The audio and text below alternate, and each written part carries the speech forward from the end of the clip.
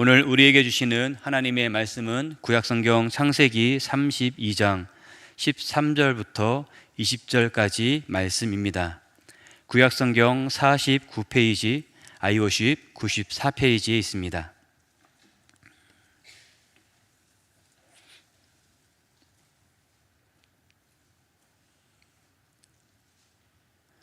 창세기 32장 13절부터 20절까지 말씀, 이는 살아계신 하나님의 말씀입니다. 함께 봉독하시겠습니다. 야곱이 거기서 밤을 지내고 그 소유 중에서 형 에서를 위하여 예물을 택하니 암염소가 200이요 순염소가 20이요 암양이 200이요 순양이 20이요 전나는 낙타 30과 그 새끼요 암소가 40이요 황소가 10이요 암나귀가 20이요 그 새끼 나귀가 10이라. 그것을 각각 때로 나누어 종들의 손에 맡기고 그의 종에게 이르되 나보다 앞서 건너가서 각 때로 거리를 두게 하라 하고, 그가 또 앞선 자에게 명령하여 이르되 내 형 에서가 너를 만나 묻기를 내가 누구의 사람이며 어디로 가느냐, 내 앞의 것은 누구의 것이냐 하거든 대답하기를 주의 종 야곱의 것이요 자기 주 에서에게로 보내는 예물이오며 야곱도 우리 뒤에 있나이다 하라 하고, 그 둘째와 셋째와 각 때를 따라가는 자에게 명령하여 이르되 너희도 에서를 만나거든 곧 이같이 그에게 말하고, 또 너희는 말하기를 주의 종 야곱이 우리 뒤에 있다 하라 하니, 이는 야곱이 말하기를 내가 내 앞에 보내는 예물로 형의 감정을 푼 후에 대면하면 형이 혹시 나를 받아주리라 함이었더라. 아멘. 오늘 본문은 야곱이 그의 형 에서를 만나기 위해서 준비하는 과정을 기록하고 있습니다. 오늘 본문을 이해하기 위해서 잠깐 어제의 본문의 내용들을 살펴볼 필요가 있습니다. 어제 주일 본문에서 야곱은 형 에서의 상황을 확인하기 위해서 자기보다 앞서서 사자들, 자기의 종들을 좀 보냈습니다. 야곱이 종들을 보낸 이유가 있습니다. 이 종들을 통해 먼저는 형의 마음, 환심을 사기 위해서였습니다. 그리고 형 에서가 자신에게 대해 가지고 있는 그 감정을 어떠한 감정인지 알아보기 위해서였습니다. 만약에 형의 마음이 세월이 흐르면서 많이 누그러졌다면 그래도 좀 걱정을 덜고 형을 만날 수 있었을 것입니다. 하지만 그렇지 않고 아직까지 여전히 분노하고 있다면 또 다른 방법을 세워야 했기 때문입니다. 그런데 다시 돌아온 종들의 보고를 듣고 야곱은 깊은 걱정에 빠지게 되었습니다. 어제 본문 6절을 보면 에서가 400명을 거느리고 자신을 만나기 위해서 오고 있다는 그 사실을 알게 되었기 때문입니다. 고대 족장 시대에 400명가량의 군사는 대단한 것입니다. 에서가 그만큼 강력한 부족을 거느리는 족장이 되었음을 알려주는 말씀입니다. 물론 에서가 오고 있는 이 이유, 이 상황에 대해서 야곱은 아직은 알지 못하는 상황입니다. 그런데 에서가 400명과 함께 온다는 이 말은 보통 두 가지의 경우로 해석이 됩니다. 하나는 오랜만에 만나는 동생이 반가워서 기쁨으로 맞이하기 위해서입니다. 또 다른 하나는 아직까지 복수의 마음을 버리지 못하고 분노하여서 복수하기 위해서입니다. 형 에서는 지금 400명을 거느리고 야곱을 향해서 오고 있습니다. 만약 여러분들이 야곱의 입장이라면 여러분들은 이 두 가지의 경우 중에 어떠한 경우가 먼저 생각이 되시겠습니까? 편안하게 에서를 만날 수 있으시겠습니까? 그러기에는 이 400명, 함께 오는 400명이 이 야곱에게 굉장히 큰 부담과 위협이 되었을 것입니다. 만약에 인원이 조금 더 간소했다면, 그렇죠? 조금 더 적은 인원이 오고 있다 이야기를 들었다면은 그래도 혹시나 나를 반가운 마음으로 맞아주지 않을까 하는 생각을 해볼 수는 있을 것 같습니다. 그런데 함께 오는 인원이 지금 너무나 많습니다. 게다가 함께 오는 이 400명이라는 이 사람들은요, 단순히 집에서 일을 하고 있는 그런 종들이 아니라 칼로 훈련이 되어진 군사와 같은 그러한 사람들입니다. 이러한 사람들이 함께 400명을 함께 데리고 오니 야곱은 화해보다 자신에게 복수하기 위해서 오는구나 하는 생각을 할 수밖에 없었을 것입니다. 이 보고를 들은 야곱은 마음이 심히 두렵고 답답하게 되었습니다. 그래서 하나님 앞에 기도했습니다. 야곱의 기도에 하나님께서는 반드시 야곱에게 은혜를 베풀어 주시겠다 말씀해 주셨습니다. 오늘 본문은 하나님 앞에 기도한 야곱이 이제 행동으로 실행하는 모습을 기록하고 있습니다. 어제 주일 말씀은 야곱이 기도했던 그 사건에 초점이 맞추어져 있었다면, 오늘 본문은 행동으로 실행하는 야곱의 모습을 우리에게 보여주고 있습니다. 먼저 야곱은 에서에 대한 두려움과 걱정으로 밤을 지냈습니다. 여기서 밤을 지냈다는 것은 우리가 일상적으로 밤에 잠을 자듯이 그렇게 잠을 잤다는 것, 그러한 의미가 아닙니다. 왜? 마음에 지금 걱정과 근심이 매우 크거든요. 그래서 걱정과 근심으로 밤새 잠을 설치고 밤을 한숨도 자지 못하며 밤을 샜다는 것을 의미합니다. 야곱의 걱정과 근심이 얼마나 컸는지 이 한 구절을 통해서 우리가 알 수 있습니다. 그래서 야곱은 형의 마음을 풀어주기 위해서 예물을 준비합니다. 선물은 아무래도 사람의 마음을 좀 풀어주고 마음을 좀 너그럽게 만들어주지 않겠습니까? 우리 본문 13절 말씀을 같이 읽겠습니다. 본문 13절입니다.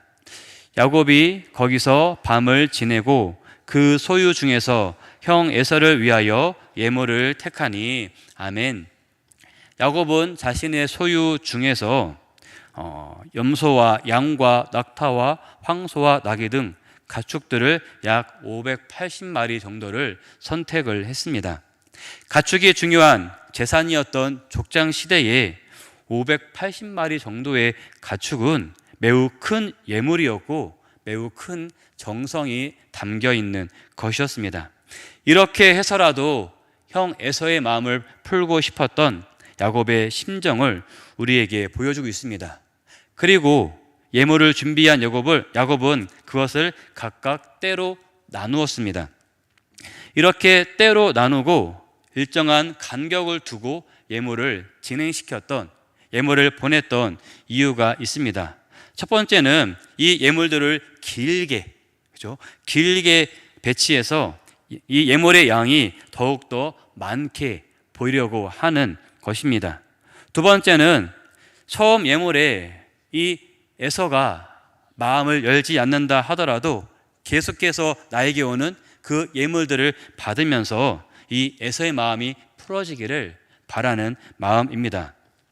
한 번 왔을 때는 그것을 거절할 수 있겠지요. 하지만 사람인지라 그 예물이, 재산이 계속해서 온다면은 그 마음이 풀리게 될 가능성이 더 있지 않았을까 하는 야곱의 생각입니다.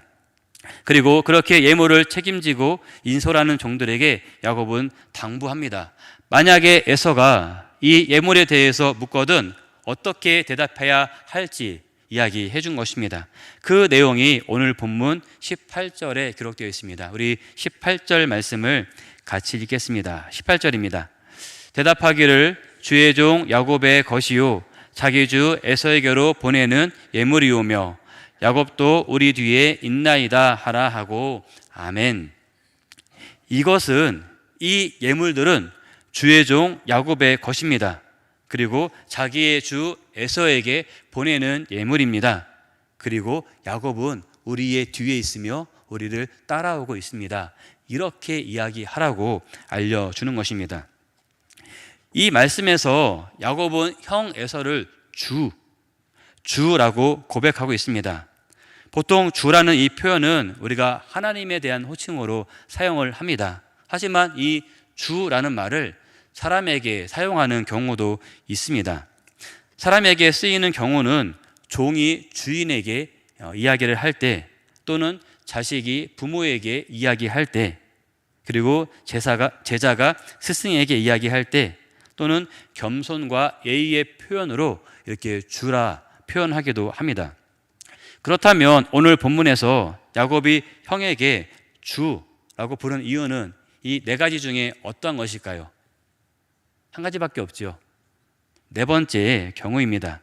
형 에서 앞에서 자신을 낮추며 겸손하게 하기 위해서 그 형을 주라 이렇게 표현하고 있는 것입니다. 야곱이 이렇게 자신을 낮추며 에서에게 보내고 있는 예물은 단순한 선물이 아니었습니다. 형 에서에 대해서 형 앞에서 전적으로 복종의 의미를 담은 조공과 같은 것이었습니다.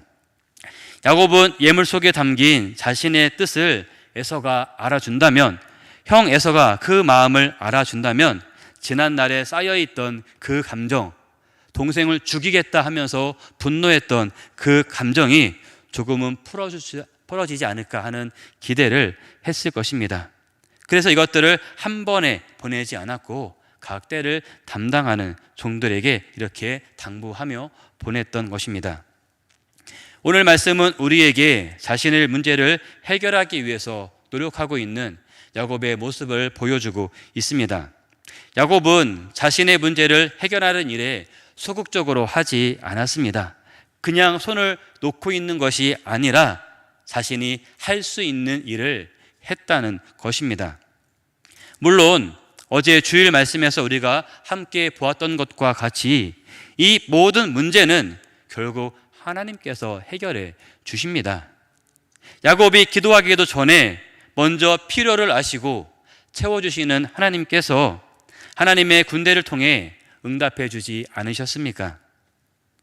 야곱은 지금 400명을 이끌고 오는 형 에서가 무섭고 두려워서 걱정과 근심 가운데 빠져 있습니다. 하지만 후에 창세기 33장 4절을 보면 에서가 달려와서 야곱을 맞이한 것을 우리가 알고 있습니다. 에서는 야곱에게 복수하기 위해서 온 것이 아니었습니다. 오랜만에 만나는 동생이 반가워서 동생을 맞이하러 온 것이었습니다. 에서가 자신의 장자 축복을 속여서 빼앗은 이 동생 야곱을 이렇게 반갑고 따뜻하게 맞이할 수 있었던 이유가 무엇이었을까요? 분명히 그 당시에는 내가 당장 이 동생을 죽이겠다 하며 그렇게 분노하며 화를 내지 않았습니까? 시간이 많이 지났긴 했지만 그 화가 그렇게 쉽게 누그러지지는 않았을 것 같습니다. 그렇다고 결코 이 야곱이 보냈던 이 예물을 받았기 때문에 그 화가 풀린 것 같지는 않습니다. 이것은 오랜 시간을 떨어져 지내고 있으면서 그 배후에서 이미 이 에서의 마음을 만져주시고 이 에서의 마음을 녹여주신 하나님의 은혜 때문이었습니다.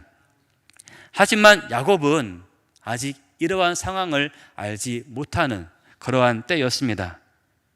그렇다고 자신의 문제를 해결하기 위해서 야곱은 소극적으로 있지는 않았습니다. 하나님 앞에 기도한 후에 하나님께서 알아서 해주시겠지 하고 그냥 손을 놓고 있었던 것이 아니라는 것입니다. 하나님께 기도하며 또한 형 에서의 마음을 풀어줄 수 있도록 자신이 할 수 있는 일, 자신이 해야 할 일을 찾아서 행동으로 실행했던 것입니다. 하나님께서는 이 모든 일들을 통하여서 야곱에게 은혜를 베풀어 주셨고 그 형 에서의 분노했던 마음을 이미 다 풀어 주셨던 것입니다. 사랑하는 성도 여러분, 인생을 살다 보면 때로는 힘들고 어려운 일을 당할 때가 있습니다. 우리는 그 일이 너무나도 힘들어서 두려움과 걱정 가운데 빠져서 헤어나오지 못할 때도 있을 것입니다.